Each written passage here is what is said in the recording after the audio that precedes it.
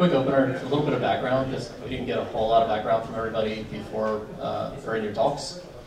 I know everyone here has a lot of experience individually and collectively, but can you just give me an idea of like the most recent things you've been working on? Like how big a project are we talking about? How many people? How big is the app? What are you up to? So I work on the Square Cash team with the two fine gentlemen in the back. 3 Android. If you don't know Square Cash, it's peer-to-peer payments. Been around for a little over 2 years. And what was the rest of the question? How big is the team and how big is the app? Yeah, it's certainly a non-trivial app. It's deceptively trivial from a consumer standpoint, but we deal with money, and money is never trivial. So there's a lot of complexity, unfortunately, under the hood to create an experience that's that appears trivial, I guess. So yeah. I currently work at a startup called Genius, formerly Rap Genius, and we are the best lyrics site and Android app and iOS app. But we also do explanations of lyrics and musical knowledge, so everything to do with music, basically. Before this, I was at Google, which, as you know, is quite a large company. At Genius, I am the only Android developer, so it's been quite a wild ride. It's been about a year now. Cool. So. And I work on the Register app. The Square Register app is point of sale. It's been around for a number of years, so it's seen a lot of lines of code and unit tests along the way. Team, actually there are several teams that work in Register depending on like the vertical that's working. We have a so it's like real big. That's what you're saying. It's real big. Yeah. Okay. Yeah, it's up there. And I just joined Square 8 months ago. Cool. I recently retired from my Android job at Electric Objects, where I was for 14 months. While I was there, I worked on 2 Android applications, one of which I was the only Android dev. Both, if you know anything about Electric Objects, we build digital screens for digital art. So it's a hardware project. So I wrote the app, which is actually like I don't know what your average like uptime for an app is, but when you're writing an Android app that runs on a screen that's supposed to be on 24/7, your app time and like Google Analytics gets really big. So I worked on that project, which is basically like writing server code for Android, which was fun. And I also did our client app, which is how you control the screen. So a lot of code.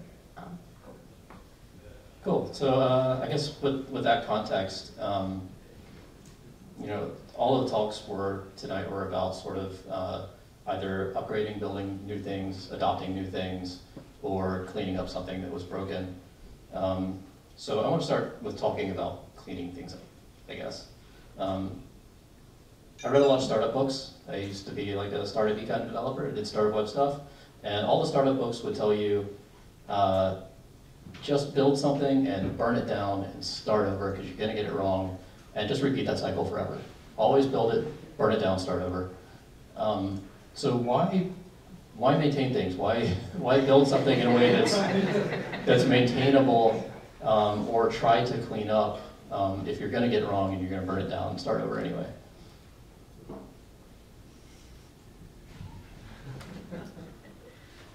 I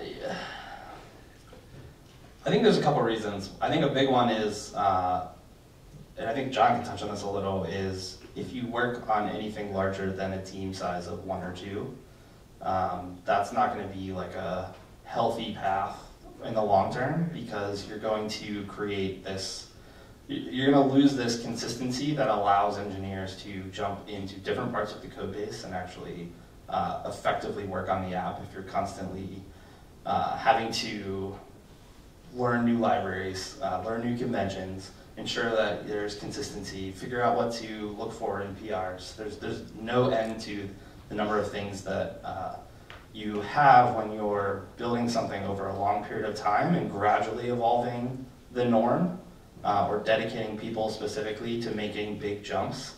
I think that something like that is viable only when when you don't have concerns, basically beyond yourself. If you care about anyone beyond yourself working on the app, then I don't think you should do that. But that's not to say, like, if you're doing side projects and stuff, I think side projects are a much better way to do the experimentation and to figure out things you get wrong. Because if you got it wrong once, what makes you think that if you start over again, that you're going to get everything right the second time? It's certainly never true.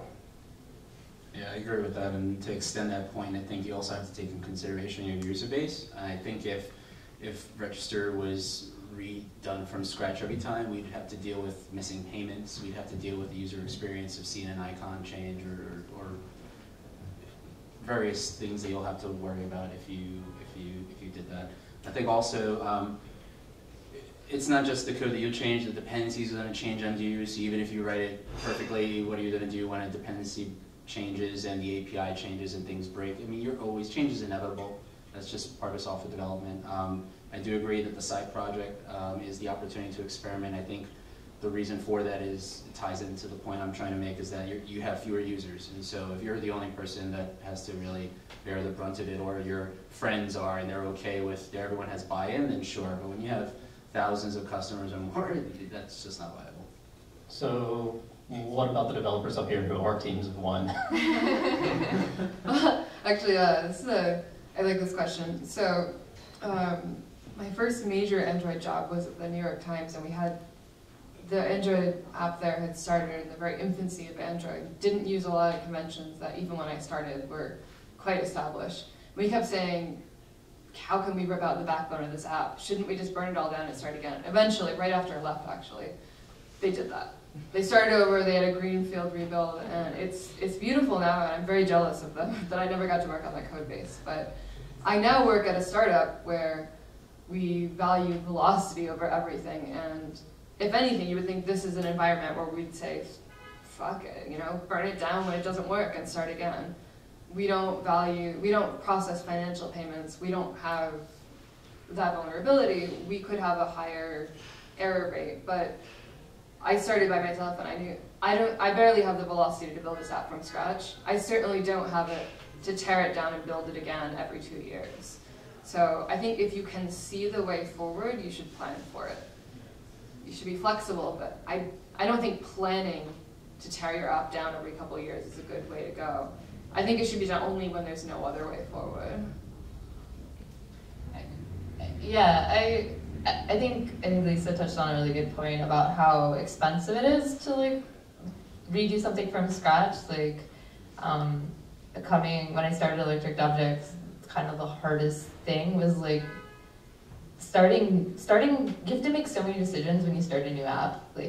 So many architectural decisions that go into the first month of building a new app, and that's a lot of brain work that goes into that. And you make a lot of decisions that later you're oh, this could be better, or this could be changed. And I mean, I have no compunction ripping shit out and writing it all over again.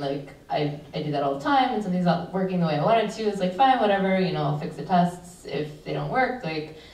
But at the same time, that's really fucking expensive, and I only do it if I can make sure that hey, this in the long run is gonna benefit the app, if that makes sense. And it's not like you start from scratch every time. You start with these are decisions I made the first time. Here's what I liked about them. Here's what I don't like about it. So I'm gonna change this thing that I don't like so much. I don't know. I also I throw code away all the time. I write stuff. I'm it works pretty well, but there's a new version of retrofit out, and I'm gonna change 10 other things while I'm in here, and it's gonna be 100 times better, and it usually is a lot better. But it's kind of a bloody process. Okay.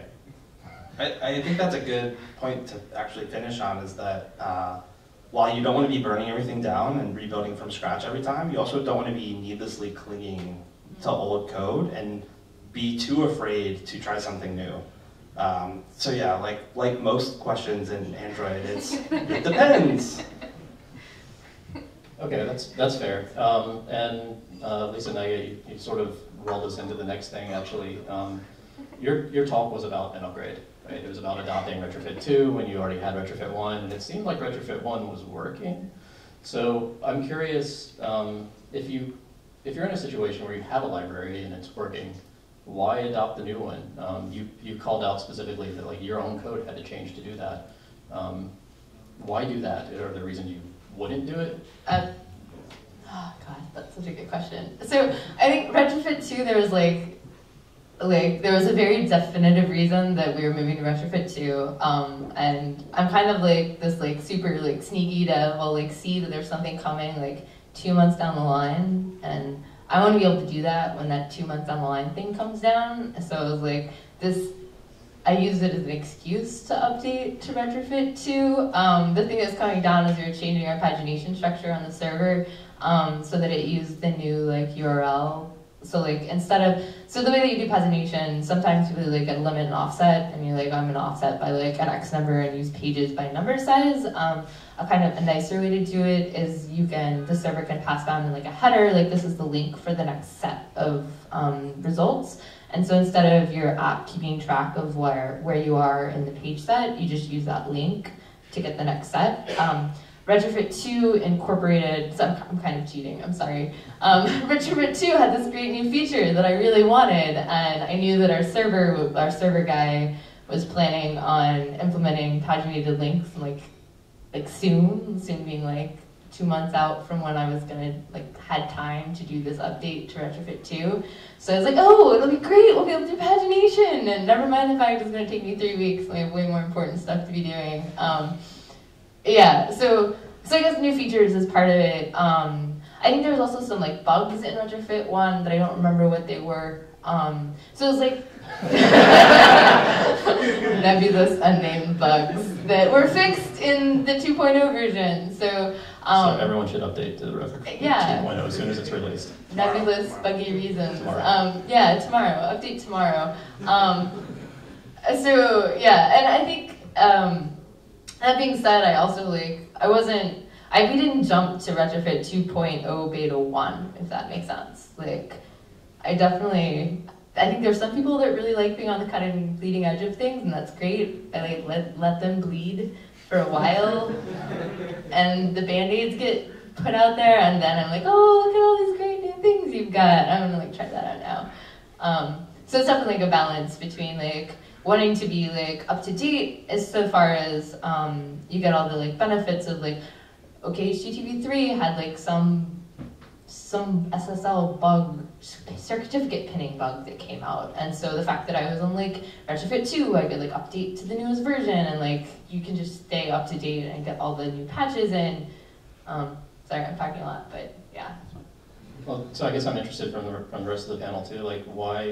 When do you not upgrade? So retrofit 2, for instance, is going to have a bunch of new features. It's great.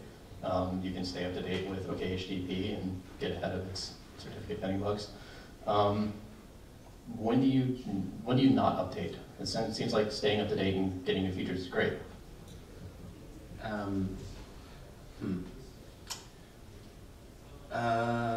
mean, besides the typical project priorities being important, so you have to delay your upgrade cycles, I would also say if you know that you may not have, if it's not open source, for example, not all libraries are open source, so you have to worry about the longevity of a library. That'd be one reason not to, or at least have it in the back of your mind. Notwithstanding that, I'd say there's never a reason not to upgrade. It's just a matter of when. Maybe you don't necessarily have to upgrade tomorrow, but you should have it in the back of your mind. I mean, we've put off upgrading register from retrofit 1 to 2 thus far, but it's coming. There have been attempts at it. There have been breaks, and that's mainly because we have different flavors of retrofit usage throughout the app. Some still use the callback mechanism, but now I think recently, members of the team have been pushing more for RxJava. We've done a multitude of approaches to doing network calls, and we'd like to clean that up, right, for consistency's sake. New engineers come on board, and the first thing they do is look at what's there, and they wonder, okay, do I use this way? No, that's been deprecated 2 years ago. Oh, okay, do I use this way? Oh, no, that was deprecated 8 months ago. And it's that's confusing. And as the team gets bigger, it's hard to be able to tell every engineer every single thing. There's a lot of, I can even speak, from any person who joins a bigger company, the onboard experience becomes through tribal knowledge. Not everything can be documented because too much changes too quickly. So one way to combat that is to keep things up to date, because if everything is current and everyone is on the same page with that, then there doesn't have to be outdated knowledge, and you have to remember, oh yeah, how did that library from a version 3 years ago work? Like, you don't have to do that. In fact, all the articles that you're going to read online aren't going to even talk about that anymore. So it's just, it behooves you to stay up to date. Yeah, I want to advocate for updating, I think, because there's a cognitive overhead and a potential risk to every update that you make. And so performing updates as frequently as soon as possible, obviously not at times that are risky. So like if you're ramping up to a release, you probably want to hold off and wait until after a release. But if you're constantly kind of tracking minor updates, then problems you incur from those updates, whether it's bug fixes that you are relying on some implicit behavior that changed, or maybe there's a new feature or a pattern changed, those are very local to that small update. Instead of, say, I'm using a version from 1.5 years ago, and suddenly a feature comes out in the 2 major versions later release that happened last week, the amount of effort that has to go into tracking, to performing that giant release is huge compared to spreading out that cost incrementally from minor releases every whatever, just basically tracking the releases of the library in small increments. And that's both in libraries and tooling. So when things come out in tooling that you probably want to adopt, it's not a bad idea to kind of get in there early so that you can figure out the things that are kind of working for you and against you, and potentially get them fixed, and then it becomes very easy to track those changes over time, rather than having to make huge leaps, which end up causing a lot of problems. Probably not more problems than they solve, but at least it spreads out that cost. It amortizes that cost over the entire lifetime of your app instead of in massive chunks every 6 months or so. I mean, not much to add here, but for the reasons everyone else has said, it's great to keep your libraries up to date as long as you can risk that stability, between updates. But for the same reasons many other people, I guess it's kind of unusual for libraries to go through large breaking changes. We also haven't updated to retrofit 2 because we haven't had the time to do that major rewrite. But I think that is fairly unusual for libraries. So we are up to date, as of this week anyway, on all our other libraries. Just to add one thing to that. Another way to kind of stave off the overhead of upgrading a library is to increase your test coverage. I mean, we say it over and over, but unless you have an interface breaking change, which I would wager without data in front of me is fewer than the behind the scenes changes, you could run your test suite over it and identify those changes quickly. So if you believe and have time for good test coverage, that can help great in your goals to keep up to date in your dependencies. Okay, let's talk about new stuff. Not just upgrades, but things that are actually new. Jake and Lisa Ray both were talking about libraries that are essentially, well, one's a beta and one's a snapshot, and you went ahead and used them anyway. I'm curious, Lisa, when do you decide it's okay to adopt a new library, especially something as radically new as data binding on Android? What are the factors that sort of went into that decision? Are there things that would have made you decide the other way? Yeah.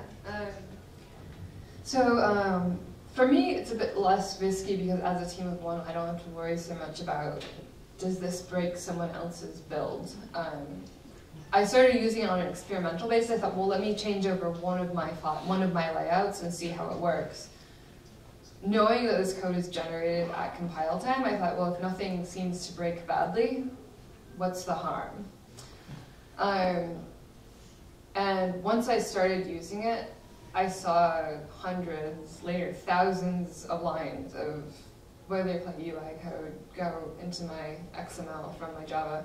And at that point, I was like, I can't go back.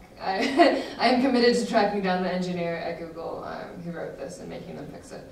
But at the same time, it's interesting, our front-end team was going through a switch over to Angular, which I guess is some of the similar concepts of binding your model to your view and letting it handle the update process, which was completely new to me in Android. And so at the same time, they were thinking, yeah, it's way overdue. We should have gone to this a long time ago. This is going to save us so much work. I was thinking, there's probably other frameworks that have done this in Android. I've been reluctant to adopt them because they weren't signed by Google, basically. So that, I guess that was the extra nudge for me. I would have been more cautious about it if it weren't developed by Google. So it was still a risk. It was easier for me because I work at a startup and a team of one who can afford more risk, but I thought it was a good choice. Gotcha. I think that's interesting having Google as a signer for the thing. So like Well, to be fair, I mean, a lot of things come out of Google and don't exit in good ways, but... or at all sometimes. Jake, you want to talk about? Whoa, that segue just blew my mind. Yeah, the reason that we have been so eager for the extension stuff is that the alternative is worse. The alternative is auto value was great and stable, and we wanted the parsable stuff, so it was forked, and parsable was added. Except now Square needs the redacted, and so what options do we have except forking the fork and adding all the functionality that we need? It worked great except when something new came to auto value. And so this happened in the 1.0 of auto value. And then builders came. So I didn't cover anything about auto value's features.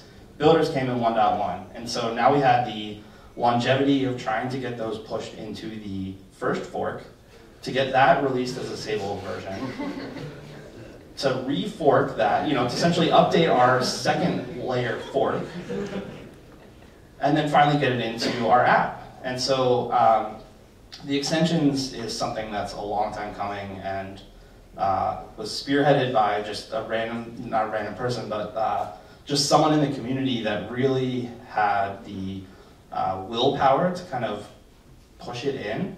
And once we saw that, it kind of was too good to ignore. And so I think the idea is also that if you build momentum around something, like it doesn't have to just be the person that's creating it or whatever, that blesses it as a 1.0. We saw this in Kotlin, which was another thing that people kind of just ignored because, oh, it's not a 1.0. It's not ready yet. Well, if you get in it early, you can participate in the process of getting it ready and then potentially have a say and some bit of control over what actually ends up in it. And so it was very important to us because we wanted to lose these 2 layers of forks to participate and actually get it in the auto value proper, so that in some hypothetical time in the future when it's actually stable, not only do we benefit, but everyone else benefits even more. Awesome. And you set up another segue. The segues are awesome here. It's great. When you mentioned Kotlin. So I think over the next year or so, not least because of the tooling that's happening, the tooling changes that are happening within, people have already been adopting retro lambda. I think a lot of people are going to be looking at either upgrading their language, Java 7-ish to Java 8-ish, or adopting new languages. So just for a quick background survey, again, are you using anything other than Java 7-ish right now? In Android app? Yeah. Never used Kotlin in the Android app. But I want to. Retro lambda? Retro lambda, yeah. I have not, but I want to. I have not yet. It's on my roadmap in 2-3 weeks to learn Kotlin. I only use Java and some Gradle. But Swift looks really cool. Okay, let's talk about Swift. I'm interested. There was for those who don't know, which I doubt is anybody in the audience, but just in case, there was a PR recently against Swift to essentially add Android compatibility to the compiler. Why is that interesting? So I am, and I really love Java. Don't get me wrong. I am like, I would be the biggest Java proponent you've ever met. But I think the opportunity to get like new people, iOS developers, into Android is kind of exciting and interesting. And if it takes them writing Swift code to do that, like that's fine. I also don't. I don't really think that like Java is sacred as much as I like it. Like it's a tool that I'm really used to using, so I enjoy using it. But if you can write beautiful apps in like Scala or Swift or Kotlin or Groovy, whatever makes you happy, like as long as it's like using native Android like stuff and compiles down to the same like Dex code, like I don't care. Maybe that's like. So I think Swift is a fantastic language, but I think it's important to point out that 6 or 8 months ago there was this Go is being ported to Android and Go is going to be working on Android. The difference between the Swifts and the Go's of the world is that they're compiling to native. And so really it's a replacement for people that are working in C and producing native binaries. Whereas something like a Groovy or a Kotlin or a Scala is still producing class files, and so you can use the higher level Android APIs, how we traditionally do with Java. And so Swift being ported to Android is not interesting in the sense that all the people that are getting excited about it are getting excited for the wrong reasons, because it just generates a little SO file. And if you're writing C code, then those 4 people can get excited about it. But it's not any different than, it's just compiling a language to native code for a different platform. There's Rust, there's Go, there's all these other languages that compile to native. And I do think it's great because Swift is a fantastic language. That wasn't like a sarcastic like jest at the language. It's really fantastic, better so than even the like Kotlins and the alternative Java languages of the world. It's really well done, but I think it's kind of been blown out of proportion, and people thinking that they're going to start writing their UIs and their business logic and all that stuff in Swift. So write a Swift to bytecode compiler. You did it. He'll do it.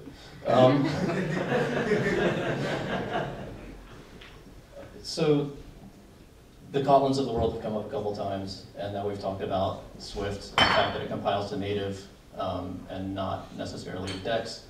But there are other sort of hybrid things out there. One that I've been watching for a while is Dameron. So Dameron, for anyone in the audience again who isn't familiar with it, which is maybe more likely, it's C#. It's a project that essentially allows you to write applications that are supposedly cross-platform, iOS and Android. But the thing that's interesting about Dameron, I think there are 2 things. One is it has native bindings, and by native I mean platform native, so that you call, for instance, Android UI code or iOS UI code. The other is Microsoft just bought it. So is Dameron interesting?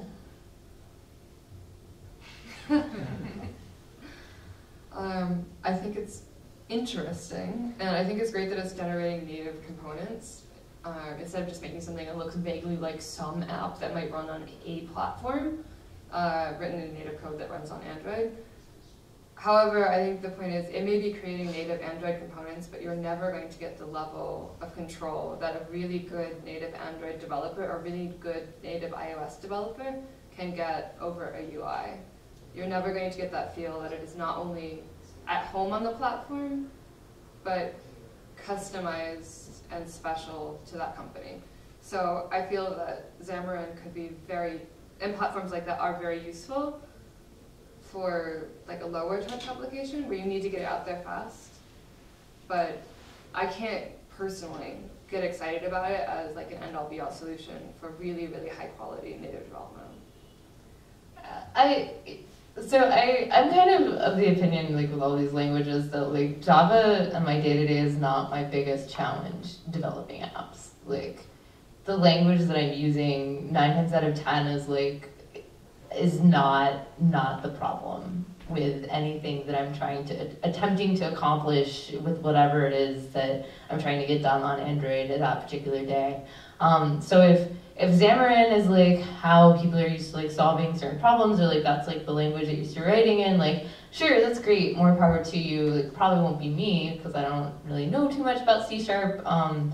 It's a great language. It's more powerful in some instances than Java, but like I guess my whole thing is like I don't think it's gonna like solve any problems for me. Like my problems are like how does a freaking like coordinator layout work? Like what is this like latest auto value stuff like that is coming out? Like why is this like thing crashing in Android? And it's like, oh, it's this like old bug in the OSAP and that's how you get around it. Like I don't think switching to like C# is gonna solve like these underlying problems that are more attributes of like the platform, more so than like any like language that you're using.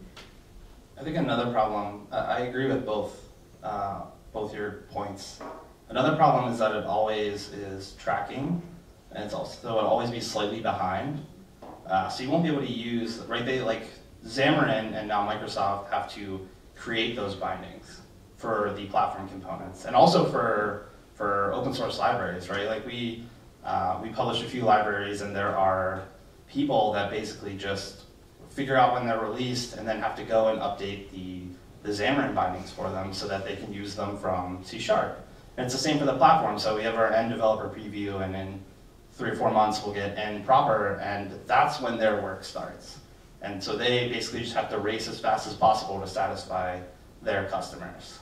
And also for whatever hundreds of libraries that their customers are using. I think it's for the people that want to do cross-platform apps and cross-platform business logic.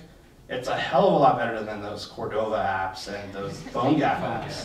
I will take the Xamarin apps, but because you can create really compelling things with it. The RDO app, if you use RDO app, the RDO apps are in the Xamarin stuff, so you can get really great results from it.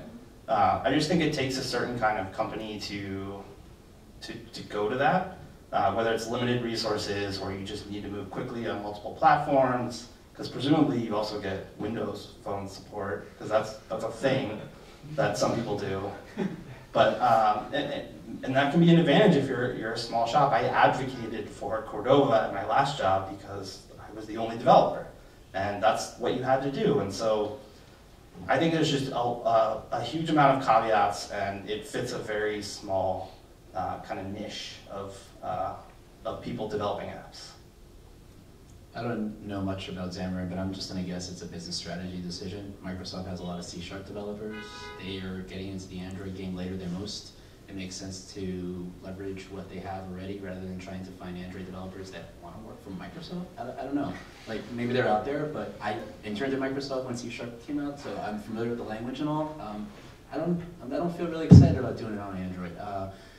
On top of that, cross-platform tools have burnt me past, so I would say I would wait and see, like most technologies out there, but I'm not holding my breath for it. Cool.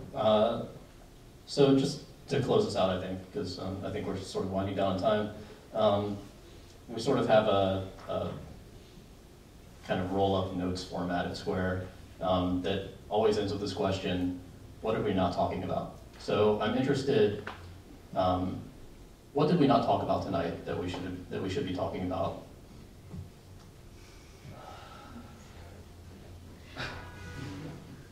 I'll take this one. Well, I'll start.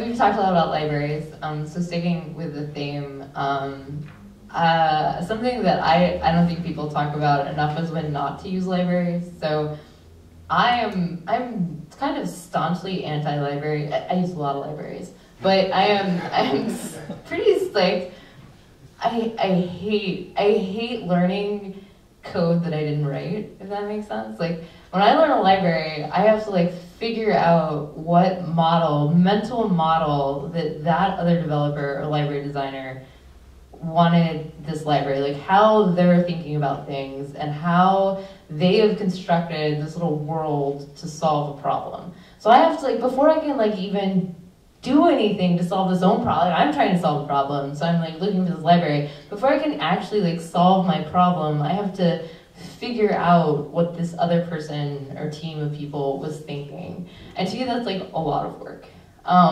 So if I can like come up with something else that's just me solving the actual problem that I want to solve and write that code and it works and that's great and I don't have to like figure out what someone else is thinking, that's what I'm going to do. And this doesn't seem to be something that people talk about a lot, which is fine. So I think that's something that, yeah, people don't talk about too much, or like it doesn't come up as like when do you just, I mean, sure, there's like solutions out there, like there's X solutions for like, you know, whatever it is that retrofit does. Like why do I need retrofit? Why can't I just write my own freaking code and deal with the problems inherent therein? I don't have to worry about updating. If I want something new, I just add it. I don't have to wait for like the community to like fix it or like decide that it needs to be added. I don't have to keep up with all the information that comes out on all these different libraries and when they're updating. Like there's a lot more responsibility for me and a lot more code that I have to personally maintain then. But a lot of these like externalities and like extra work that I have to do is like a lot less. I have to go. This is a good question, a hard question. You're holding the mic. Yeah. I don't know. We talked about a lot, which was good. I think talks in general have a tendency to focus on very narrow results through potentially a library or just what they're focused on.